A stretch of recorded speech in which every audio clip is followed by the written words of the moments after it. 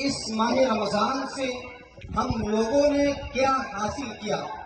ہم لوگ اس ماہ رمضان سے کیا حاصل کیے؟ کیا ہم لوگ صحیح معنوں میں نمازی بن گئے؟ کیا صحیح معنوں میں ہم لوگ گناہوں سے باز آ گئے؟ کیا صحیح معنوں میں جو روزے کا اصل مقصد اور روزے کی روح تھی اس کو ہم لوگوں نے حاصل کیا؟ کیا اللہ کے سامنے رو رو کر کے ہم نے اپنے گناہوں کو بخشوا لیے؟ کیا ہم نے جو روزے کی حالت میں اپنی زبان کو کنٹرول کیا تھا وہ کنٹرول اب بھی باقی ہے یا نہیں ہے؟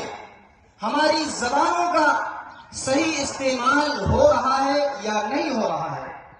یہ اور اس طریقے کے دیگر سوالات کے جوابات اگر ہمارے پاس ہیں تو پھر ایسی صورت میں ہم کہہ سکتے ہیں کہ ہم کامیاب ہو گئے۔ یقیناً ہم مبارکباد کے مستحق ہیں، لیکن اگر ان سوالات کے یا اس سے ملتے جلتے سوالات کے جوابات ہمارے پاس نہیں ہیں، ہم نے اس رمضان المبارک سے سوالوں کے جواب کو تلاش نہیں کیا، تو پھر ہم اور آپ فکر مند ہو جائیں کہ آئندہ رمضان بھی آئے گا، وہ بھی اسی طریقے سے گزر جائے گا۔ اس لیے ایک مسلمان کی سب سے بڑی عید یہ ہے، مسلمان کے لیے عید یہ ہے کہ اس کی زندگی اللہ رب العالمین کی اطاعت و فرما برداری میں گزر جائے۔ مسلمان کے لیے ہر وہ دن خوشی کا دن ہے، ہر وہ دن عید کا دن ہے جس دن وہ اللہ رب العالمین کی نافرمانی نہ کرے۔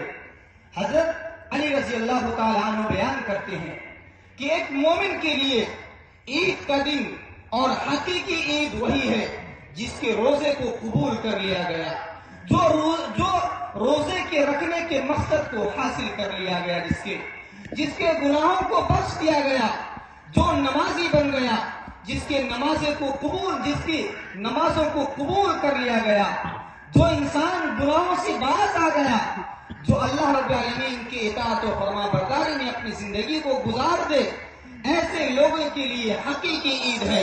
اور ایسے مسلمانوں کے لیے روزانہ آج بھی عید کا دن ہے، کل کا دن بھی عید کا دن ہے، جس مسلمان کی زندگی میں کبھی اللہ رب العالمین کی نافرمانی نہ ہو۔